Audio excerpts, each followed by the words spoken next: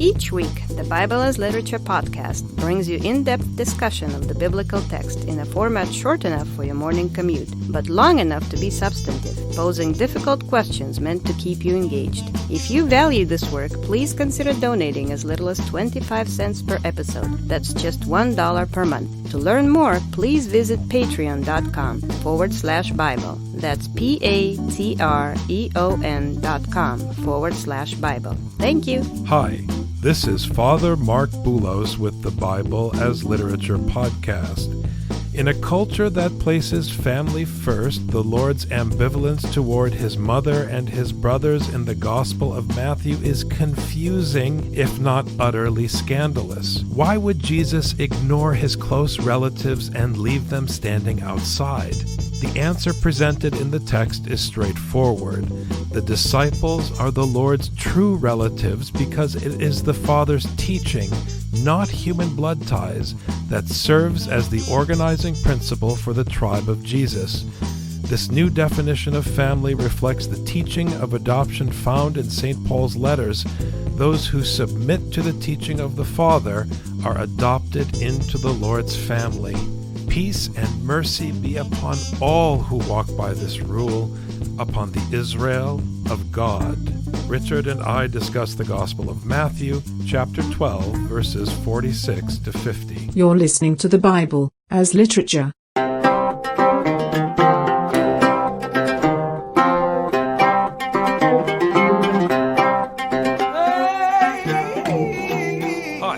This is Father Marc Boulos. And this is Dr. Richard Benton. And you are listening to episode 299 of the Bible as Literature podcast. It's not a momentous episode number, Richard, but it's on the verge of momentous. Yeah, we're getting pretty close. 300. 300 episodes. That's a long time. That's a lot of work. You and I have had to face each other every week. For how many years? However many it takes to do 300 episodes. It's been several years. It's going on 6 years. So congratulations for surviving this journey. And it's not without fanfare because our colleague, Father Aaron, and his parishioner, Jason, have recently released a new podcast on the Ephesus School Network. We shared their first episode with our listeners, but I want to encourage you once again to subscribe to Teach Me Thy Statutes. Just go to ephesusschool.org and you'll see the latest episode of Teach Me Thy Statutes is always available on our landing page. Keep an eye on that space because we plan to add more podcasts in the coming months. I'm excited to see more podcasts and to hear more voices looking at the scripture and really delving in deeply to the text. Our goal is to fill every day of the week with scripture so that people who appreciate and value this work will also appreciate the work of others. Obviously, our teacher, Father Paul, has greatly enriched and broadened the Bible as Literature podcast. I think his presence on Tuesday mornings has enhanced our work on Thursdays. And now we're expanding outward with the intent of creating a portfolio of quality programming that is committed to education and believes in the intelligence of our listener audience. That's really important to us. So we'll keep going, and we want to encourage all of you to support Father Aaron and Jason in their work and help spread the word and subscribe. So today we're going to continue with our discussion of the Gospel of Matthew.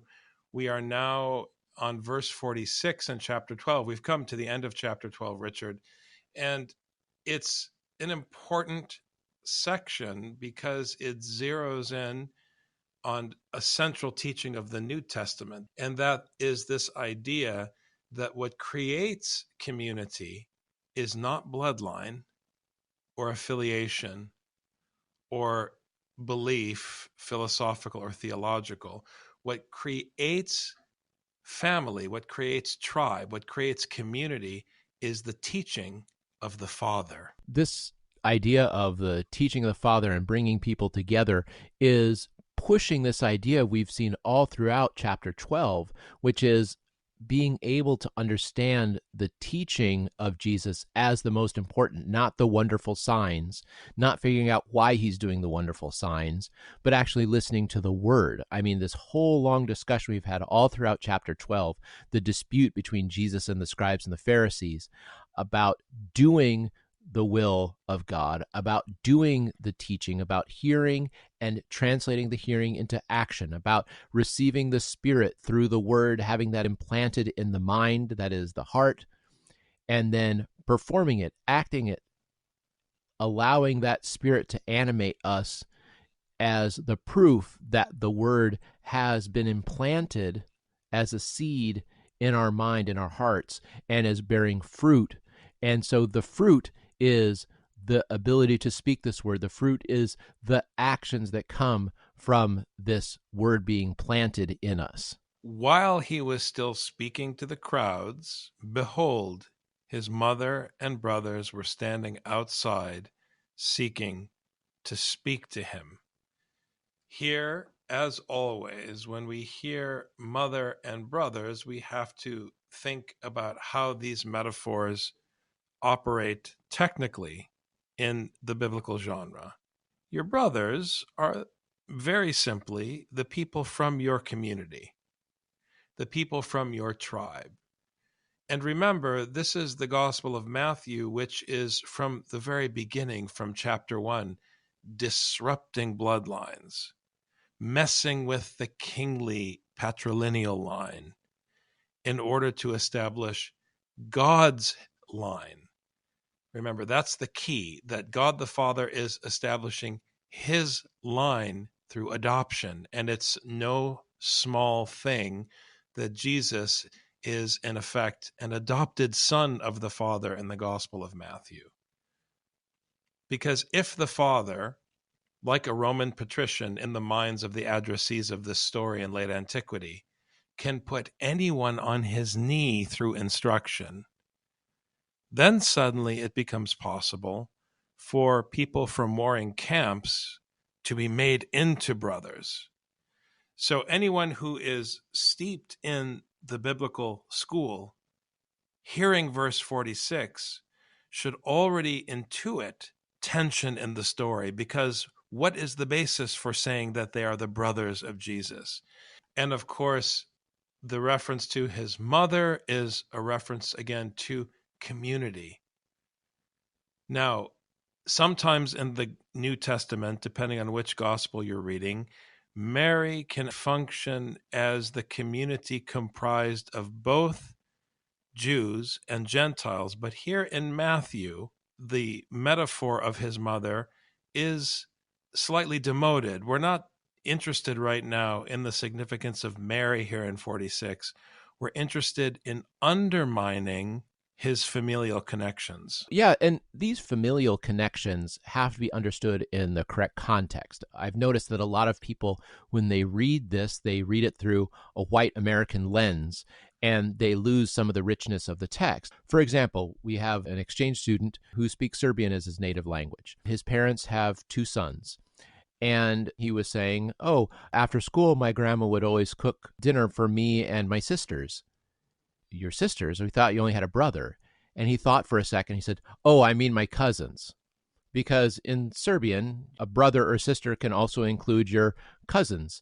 In Russian, if you want to say cousin, the way you say it is your second brother or your second sister. So the scope of brother or sister is not nearly as narrow as in American English. But even in English, the word for mother, in many communities, say African American community, you may have a woman who takes care of the kids on her block, and the kids call her mama or call her mom or call her mother. It's not confusing to people. It's a functional role. So when we hear brother or mother, it does not necessarily have to be a bloodline. But what is very important is what you said, Father, which is that it's tied to a community. And the person who functions as mother is not an outsider, even if it is someone just on the block who's taking care of all the kids. It's someone on our block, from our neighborhood, on our street. She's our mother. Even if you're talking about cousins rather than talking about brothers, there's some people from our family. I'm related to them. So on the one hand, I want people to read this in a way that they can understand the richness of what these terms mean.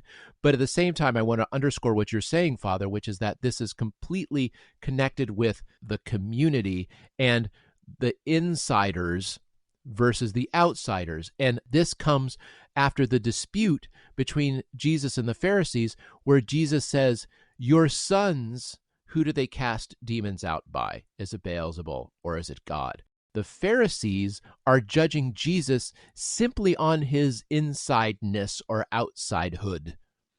And that's the only criterion they're using. So even if it's the same action as someone from the inside, they can call it evil because it's not one of our people. In this section, we have Jesus being confronted by his people, his insiders. And so now we see what Jesus says, not about someone who judges him to be an outsider, but what Jesus says to people who believe Jesus to be an insider, who think that they're on the same side as Jesus. Someone said to him, behold, your mother and your brothers are standing outside seeking to speak to you. Now, verse 47 in chapter 12 is not found in early manuscripts of the Gospel of Matthew, but that's okay, Rich, because it continues the theme of verse 46 as a kind of filler transition to 48. So the one question to ask when reading this section would be, if we were to take verse 47 out, does it change the meaning of the passage? Sometimes when you're missing a verse, there's two ways to explain it. One is you could say a later copyist thought that there was something missing and something needed to be filled. Or it could be that when a copyist was copying a manuscript, they accidentally dropped it out and they skipped. In either case, what 47 does is it emphasizes this point. They're standing outside. They want to talk to him. Then people say, Jesus, there's people outside wanting to talk to you. And this happens when you get these overeager students who say to the teacher, but they want to talk to you. And the teacher knew all along that they wanted to talk. They just are doing something else, or they purposely are not talking to him or whatever. Somebody has to keep confronting Jesus with this fact until Jesus is forced to respond in some way. It's a little bit annoying. He knows they're outside. Now someone is reminding him they're outside, and now Jesus is put into a position where he actually has to say something. And it's this word tis in Greek, ipendetis afto. Someone said to him. And that someone, the word tis in Greek, is being thrown under the bus here. So in some ways, it's a significant addition. Are we continuing the critique of who in the Gospel of Matthew? Of the disciples? Of the Pharisees? Is it ambiguous? The fact that it's not specific raises questions for me in any case. But Jesus answered the one who was telling him and said, who is my mother and who are my brothers? So the difference, just to recap, is that instead of just the addressee hearing that Jesus was aware, someone made Jesus aware, and then he reacted and said, look, you tell me who my family really is. And of course, now he's speaking as the teacher, and the question is not a sincere question, it's a test. Because by now in the Gospel of Matthew, everyone engaged in the story, whether they are characters in the story or addressees of the story, everyone is accountable to understand the way in which Matthew is disrupting bloodlines, disrupting tribe, disrupting imperial loyalty in the Roman society. Everything is being transferred to the father of Jesus, who establishes his line through his instruction. His seed, his line, literally comes out of the word that he speaks and that Jesus now confronts his students with. This idea of keeping the family together and disrupting the lines is a major part of this entire chapter. I mean, I want to refresh everybody's memory. Just in verse 25, Jesus said, every kingdom divided against itself is brought to desolation. Every city or house divided against itself shall not stand. Jesus can't just say, well, okay, we're related by blood, therefore we're the same house, because that's not the foundation of his house. The foundation of his house is not his. His house is the house of his Father. Anyone who is not aligned with his Father cannot be part of the house, because the house will not be able to stand. Jesus has to make very clear that the house comes back to a single referent, and that is the pater familias. The father of this house is his Father, and that is God. If God is not the basis of the loyalty, then there is no house. And if there is no house, it cannot stand. When you're saying mother, when you're saying brother, what do you mean? Because if they're not brothers under my same father, if they're not my mother in relationship to my father, what house are we talking about? The house is not one of, as you said, Father, blood or genetics. It is one of loyalty. And it's interesting he said mother when in fact the chapter deals with the ones whom the Pharisees would consider their fathers, Jonah and Solomon. In contrast, just like in the case of the genealogy, Matthew, or rather the Matthean Jesus, is bringing in the Queen of the South, a woman who is an outsider, disrupting the whole system, or bringing in the men of Nineveh who are clearly unrighteous and so forth. These are the ones whom Matthew is making your family in the mind of the listener through God's instruction. So the lines are being redrawn. And the more I think about it, the more powerful the use of mother is in this example. Because why wouldn't he say father and brothers? It's an interesting question. And stretching out his hand toward his disciples, he said, "Behold, my mother and my brothers." To me, the use of mother connects us directly to the disrupting mechanism of the genealogy, which seeks to undermine patrilineal lineage in Matthew. Right. The father is the one who establishes the household. He is establishing who his house is. And all the metaphors we had about the house earlier on in this chapter come to a head here at the end of the chapter, where he's talking about the Pharisees and their sons. Who do your sons cast out demons by? And now he's talking about his mother and his brothers. He's looking at the mother because the patrilineal descent comes from the single father. If you're wondering whether someone is a mother or a brother to you, you look to see who the father is. That's the reference point. The other critical point, and it's important to stress, this has nothing to do with gender. We're not talking about gender. A woman can function with all of the same authority that a man can function in the position of the patriarch in a family. It's a function. We're not talking about gender on the Bible as Literature podcast. We're not interested in the cultural wars at all. This isn't about men versus women. But I think the point here, in terms of the metaphor of the Roman household that you were emphasizing, Rich, there is no father in this equation. You have Jesus, who is the oldest brother. You have his mother and his brothers, which means there is one father.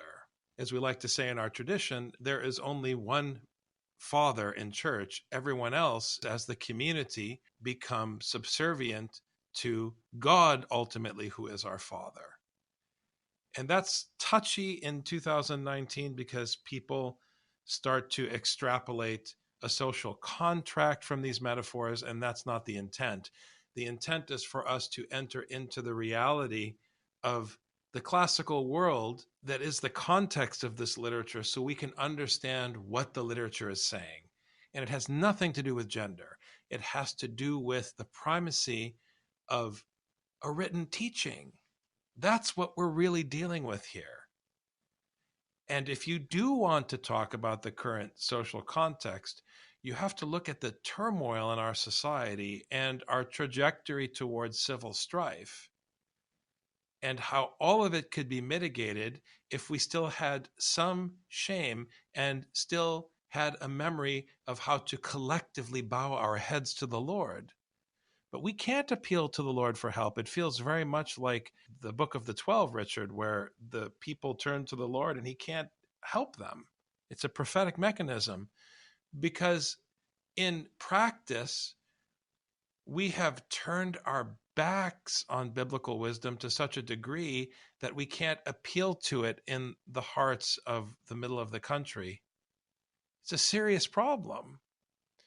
So there is a connection, Rich, to the social contract, but it has nothing to do with the culture wars over gender and sexuality. I get so tired of all that noise. It's a distraction. The culture wars absolutely are a distraction. That's why we spend so little time talking about it on the Bible's Literature podcast. One of the problems is that we moved away from the functional fatherhood of neighborhoods and communities to a scientific genetic fatherhood of someone I've never met before who somehow is related to my family by genes, by a sexual act. That's the way that I'm related to them, is because so-and-so had sex with so-and-so and then I came about, as opposed to someone who functionally raises us and holds us together as a house. And I think that's one of the things that's most important. The thing that makes a father in the Bible is not their ability to engender a child. What makes a father is that they're able to hold together a household and run a household. And that becomes so difficult today because people leave home without any thought, not understanding the function that their father brings. And then once they become fathers, they don't understand that simply engendering a child is not what makes them a father. It's bringing a household together. Fathers have a duty to teach their children that they owe loyalty to their brothers and sisters and their mother because of him. His job is not to bash everybody over the head. His job is to make sure that everyone is living harmoniously together, that there isn't a multiplicity of wills within the household, because a multiplicity of wills in the household is going to bring the house down. That's what Jesus was trying to say in previous verses. The father has a duty to impose a single will, not in order to crush everyone. It's so that everyone can live at peace with one another, as opposed to argument and strife. The CEO is the father of the company. And when I say father, I'm talking about it not as a gendered person. I'm talking about the father as a function. Whether it's a man or a woman at the head of a company, the CEO directs the company in the way it should go and makes sure that there's a single will within the company, that everybody knows what the mission and function of the company is. Because if there is strife within the company, then that CEO has a duty to put that person outside of the company so that they don't disrupt the rest of the household. I mean, this is how a father functions, is they impose a will so that people can have peace and harmony, not so he can expand his ego. I'm talking about a father who cares for his family or her family, whoever's performing that role, but somebody in the family is imposing a will so everyone can live in freedom, everyone can live at peace, and everyone can serve one another so that the house can stand, as Jesus says. Here in Matthew specifically, the function of the father is being co-opted to establish priority. So whereas in a human household, it's about establishing order, like what's for dinner, more importantly in Matthew, it's about making sure that people behave correctly relative to the gospel. And in this sense, as the elder brother and the teacher, Jesus is the implement of the will of the Father. He is the tool that the Father wields to make sure that people hear this instruction and know what the correct behavior is. And that's why it's important that he calls his students, his disciples, his mother and brothers. For whoever does the will of my Father who is in heaven, he is my brother and sister and mother. So he adds the word sister in verse 50, which signals a kind of completeness, that we are including essentially everyone in the whole world as family if they submit to the instruction. And in my ears, Richard, it harkens back to the end of Galatians, when those who walk according to the rule of God's instruction are the Israel of God. So it's a broader tent, it's a broader vision for the mission of the Bible and who can be numbered as one of God's people. Ultimately, the trajectory of the Bible from the very beginning, this is not a New Testament concept. The trajectory of the Bible was to include all of the nations.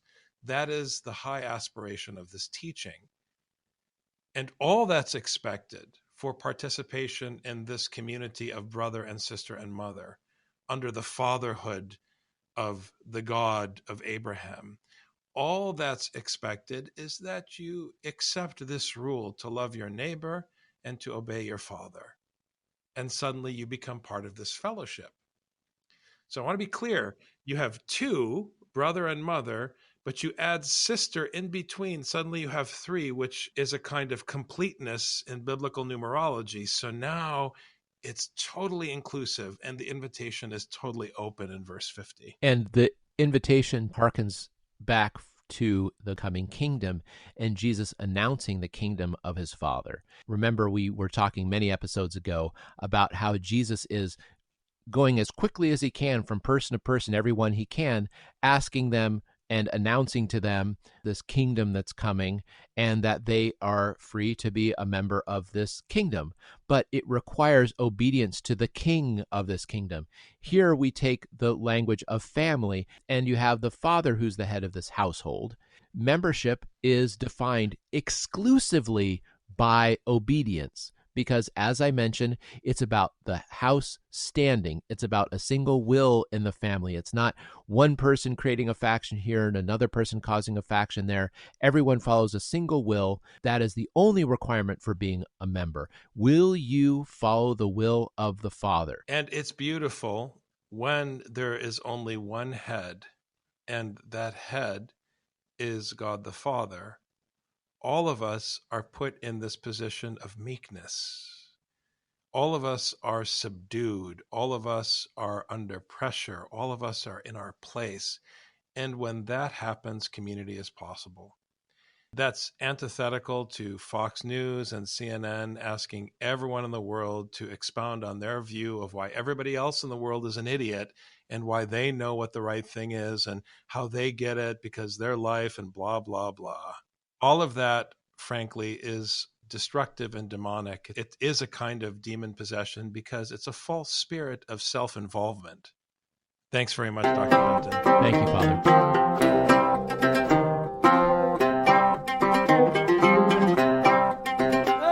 You've just heard the Bible as literature. Thanks for listening. The Bible as Literature is a production of the Ephesus School Network.